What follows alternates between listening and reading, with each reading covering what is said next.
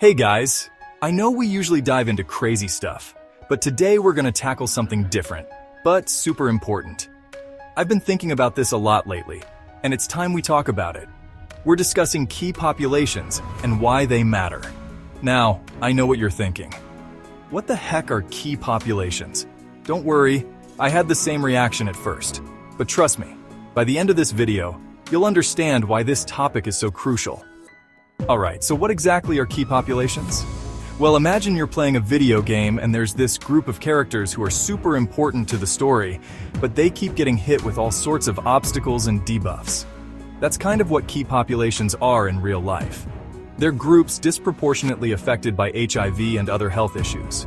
We're talking about sex workers, men who have sex with men, people who inject drugs. These groups face higher HIV rates than the general population. And it's not just because of risky behaviors. It's a whole mess of social, legal, and healthcare barriers that make their lives incredibly challenging.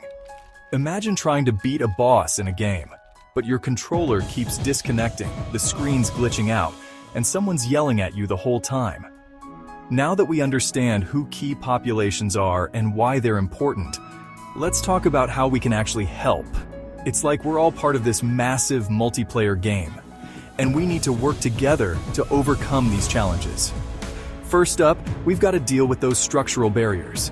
You know how in some games there are these invisible walls that keep you from going where you want? That's what discriminatory laws and social stigma are like for key populations. We need to advocate for legal reforms and educate communities to break down these walls. Next, we've got behavioral barriers.